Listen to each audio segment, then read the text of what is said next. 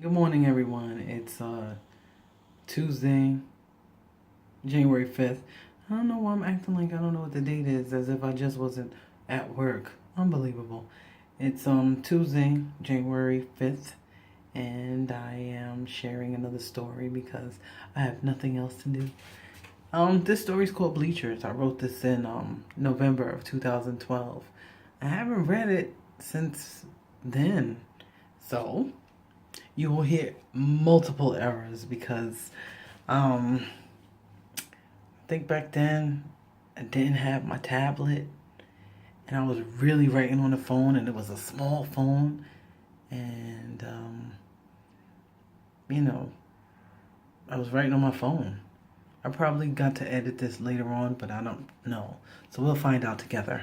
The story's called Bleachers. It's me, Wendy. Tell me what you think.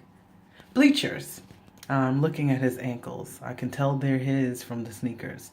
And then I start to feel really, really good. Refreshed even. They couldn't think that it would be ending so soon and without payback, or could they? In life, no one gets away scot-free. No one. No one gets away unscathed. For years I had been getting mine, and now they were going to get theirs. My pulses quicken. My heartbeat is no longer one. Now it's just a steady thrum. I begin to relax while beneath the bleachers, despite the din of over 2,500 people screaming, cheering, and I wonder, why don't they smell of gasoline? A small town can mean different things to different people. To some, it represents family, friends, love, hope, routine, and, of course, stability. This small town was that to me too, but not in a good way. For as long as I can remember, I've never once felt a hint of family, or love, or hope in this small town. I've never had any friends, and the only thing that was routine and stable for me was the daily harassment from my peers that had become somewhat normal and expected. It was part of my everyday life for the past 15 years. Simply put, this small town had been my very own personal hell. I look up again at the backs of a pair of ugly purple, yellow, and gold sneakers. I'm under the bleachers looking at these sneakers, but the irony is that this is how I've usually seen his sneakers for years. The only difference today is that I'm not watching him walk away while laying on the ground after he or one of his friends have tripped to push me. These purple, yellow, and gold sneakers are the newest ones.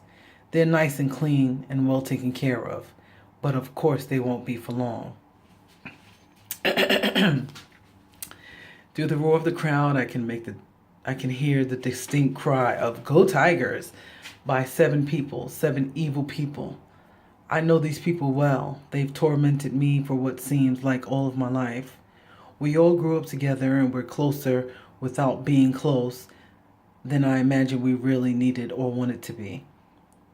Out of everyone in town, I hated them the most. I hated our parents too. All 7 of them were very spoiled, while I had been ignored, treated very poorly, or worse, treated as if they hated me. The story that we'd been told thousands of times over the years was that of us octuplets, I was born last. The doctor had to fight to get me. Turn the page. I know I'm terrible. Sorry.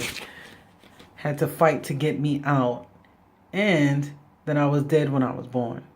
It seemed that our parents and those 7 hated me for having the audacity to start breathing. They hated me for making it. Our parents knew how to show love. They were expressive and warm and gave out lots of hugs and kisses to all of their children. All of their children except me. Easily they said I love you to them, and just as easily they told me that they just couldn't bring themselves to love me. No one ever told me that they loved me, and after a while that just stopped hurting. Purple Sneakers was the eldest of us, and the cruelty started with him. Charismatic and confident, he easily led the others into treating me like I was nothing.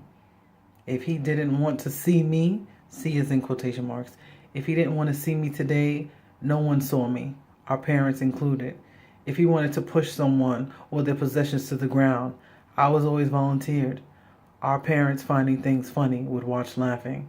This continued on into school where I was still harassed by my siblings and now classmates too. Teachers stood by blindly and quietly, laughing at my torment and punishing me when I complained.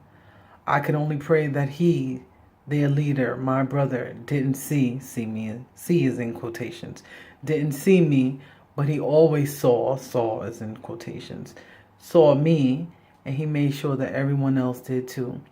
Grade school, junior high, and now high school. Years and years of torment, and now here, every one of my tormentors sit, not knowing they're about to die or at least be seriously hurt. Is my lip dry as hell? It is.